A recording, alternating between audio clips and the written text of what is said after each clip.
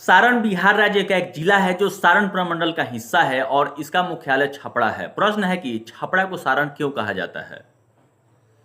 प्राचीन काल में यह क्षेत्र कौशल देश का हिस्सा था। मौर्य सम्राट अशोक के काल में यहां लगाए गए धम्ब स्तंभों को सरण कहा जाता था, जो बाद में सारण कहलाने लगे और इस क्षेत्र का नाम बन गया। प्रश्न है कि धम्ब स्तंभ क्या है। धम्ब स्तंभ सम्राट अशोक द्वारा बनाए गए पत्थर के स्तंभ है जिन पर उनके धम्ब यानी धार्मिक नीति के सिद्धांतों को खुदवाया गया है।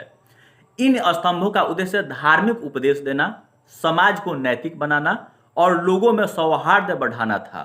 ये स्तंभ भारत के विभिन्न हिस्सों में पाए जाते हैं और बौद्ध धर्म के प्रचार प्रसार के महत्वपूर्ण भूमिका निभाते हैं। दूसरी बात है कि यह एक प्राचीन मान्यता के अनुसार इसका नाम सारंग आरण्य यानी हिरणों के जंगल से आया है, क्योंकि यह हिरणों से भरे घने जंगल के लिए प्रसिद्ध था। सारण जिले में छपरा, सिवान और गोपालगंज जिले शामिल थे, जिन्हें 1972 ईस्वी में अलग करके स्वतंत्र जिले बना दिया गया, जिससे नया सारण जिला छपरा में मुख्यालय के साथ बना। अब हम आपको बता दें सारण जिले के भूगोल और सीमा के बारे में। तो सारण गंगा नदी के किनारे स्थित है। इसकी दक्षिण सीमा गंगा नदी है, जिसके पार भोजपुर और पटना जिले हैं। इसके उत्तर में सिवान और गोपालगंज जिले हैं।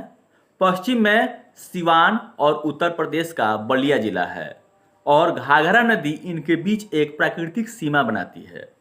सारण जिले के पूर्वी भाग में मुख्य रूप से गंडक नदी का मैदान है, जो वैशाली और मुजफ्फरपुर जिले को सीमांकित करती है। जिले का आकार त्रिभुज जैसा है। प्रश्न है कि सारण में कितने गांव हैं। बिहार का सारण जिला 3 उपमंडलों और 20 प्रखंडों में विभाजित है, जिसमें कुल 1764 गांव हैं। इनमें जिले के 194 निर्जन गांव भी शामिल है। सारण जिले में कुल 39 थाना स्थापित किए गए हैं।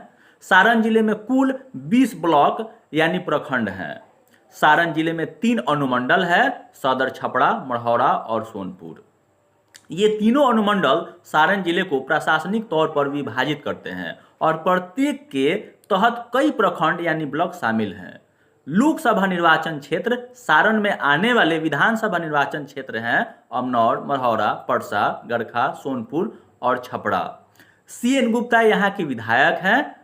तो ये रही कुछ जानकारी सारण से रिलेटेड। जानकारी अच्छी लगे तो चैनल को सब्सक्राइब करिए। धन्यवाद।